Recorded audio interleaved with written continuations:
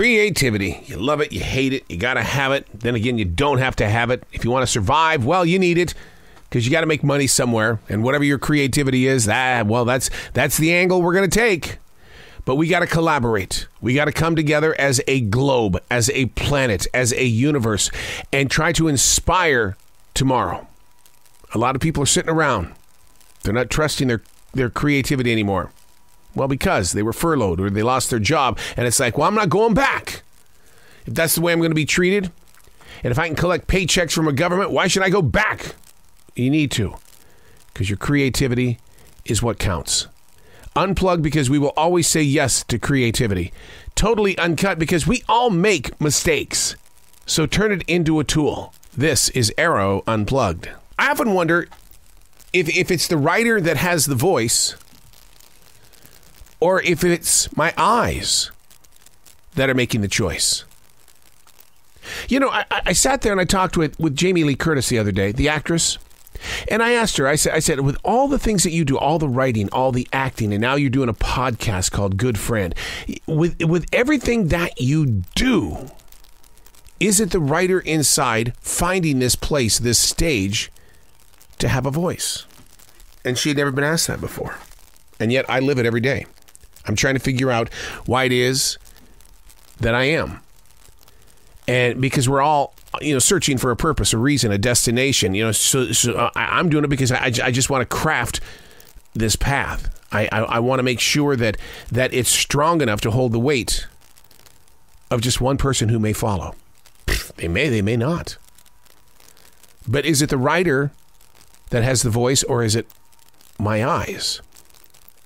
Because as a writer, I write in the presence of now. It's called stream thinking. That's what I call it. It's knowing what is happening in this moment. And then all of a sudden, it becomes the next step.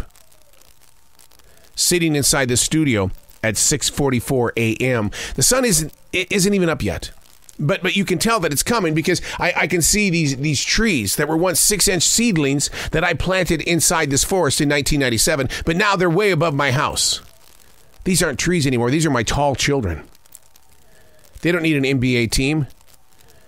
They just come together as a collaboration of protection, shade, comfort, beauty. Oh my God, the beauty.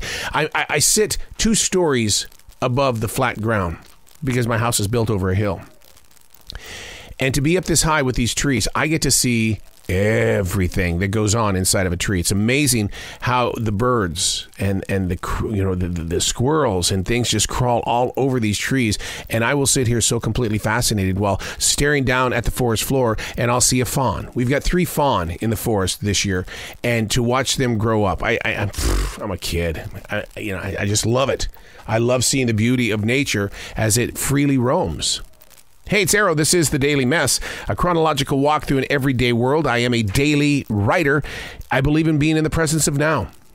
And you could go all the way back to 9/11, 2001. And that writer was writing about the now. How does something like that affect what is in this present place of now? That's the choice. Is it your eyes that is looking for the voice, or is it the writer inside? And we're going to talk about that today. Being present in the place of now. This is The Daily Mess. A book sits in front of me, and the book is titled Winning is a Choice. It's from Y.K. Kim.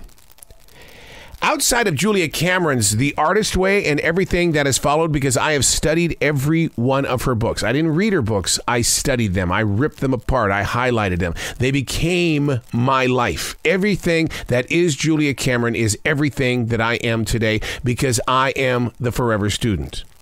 Y.K. Kim has had a huge impact on my path and presentation. And he's only written 1 book. No matter how right or wrong the world presents itself, your personal presence is governed by the choices that you make. So what does this have to do with your eyes or the writer telling the story? A book that sits in front of me has nothing to do with the writer. The eyes catch the book. The eyes are what inspires the writer to put words on a page. The eyes, what I see, is what becomes the paragraphs.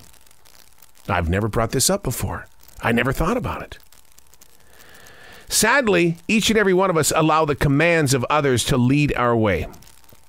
We give in way too easily, relying on their ambitions and not our God-given talent. And if you do stand up to be seen and or heard, too often, those who are leading don't see your art, but rather feel your friction because you're not doing it their way.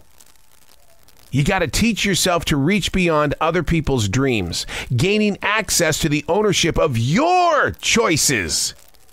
Showing up every day on time at work. Okay. You're getting paid, I get it. Showing up every day makes them look good to those above them. Sure, on your own resume. And when somebody calls up for a reference, they're going to say, yeah, man, this person shows up all the time. Man, I wish I could be the one that's hiring. And I would say, so what's going on with your career? That person made you look really, really, really, really good. What did you do in return? Well, I told him you the man. You rock a lot. That ain't enough. That ain't enough. In all things that you do, you have got to reach beyond where you work. It's a collaboration, not a domination.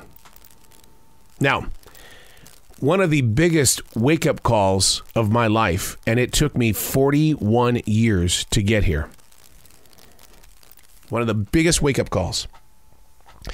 And this is my eyes telling the story. It's not the writer, okay?